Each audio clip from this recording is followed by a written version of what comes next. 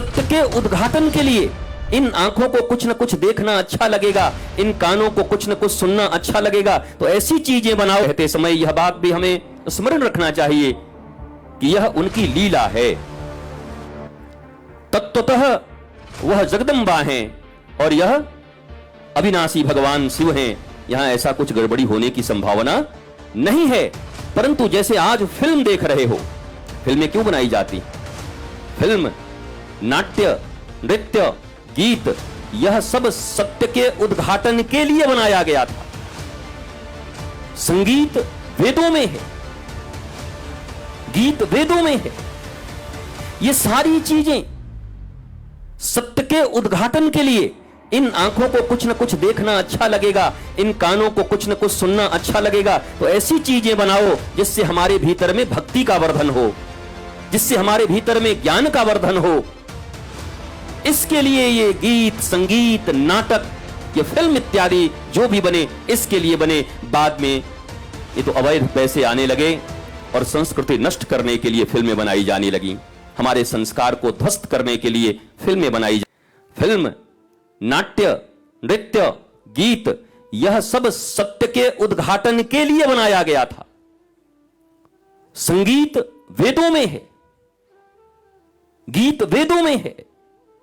ये सारी चीजें सत्य के उद्घाटन के लिए, इन आंखों को कुछ न कुछ देखना अच्छा लगेगा, इन कानों को कुछ न कुछ सुनना अच्छा लगेगा, तो ऐसी चीजें बनाओ जिससे हमारे भीतर में भक्ति का वर्धन हो, जिससे हमारे भीतर में ज्ञान का वर्धन हो।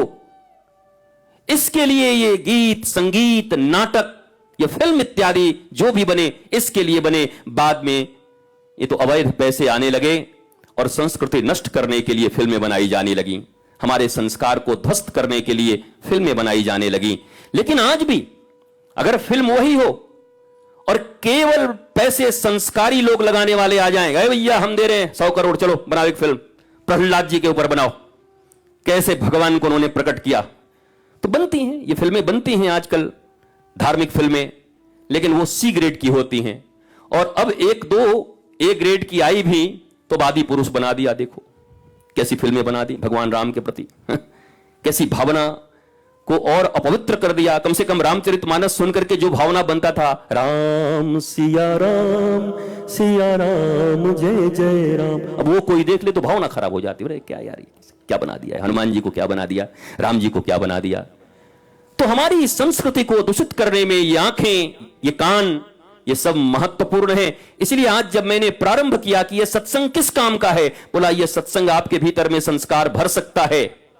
एकमात्र सत्संग ही है जो गारंटेड आपके भीतर में संस्कार भरेगा, बाकी कहीं गारंटी नहीं है। गए थे फिल्म देखने, नाम था कोई और फिल्म का नाम, जाके देखा तो क्या हो, रामलीला एक फिल्म बनाई थी किसी ने, रामलीला। बताओ रामलीला में क्या रामलीला था, क्या वर्स्ट। ऐसे गोपी किशन कोई बना देगा और उसमें क्या दिखाएगा।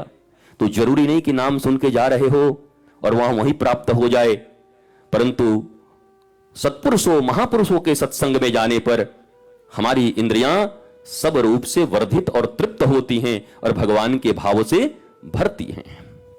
इंद्रियों पर बैन मत लगाओ, जोर मत करो। हठ योग के लिए मना किया गया हमारे यहां। वैसे कोई ऋषि करे तो कोई बुरी बात नहीं।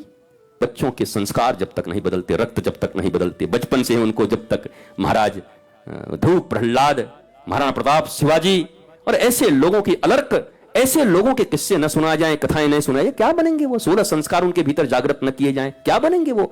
ऐसी शिक्षा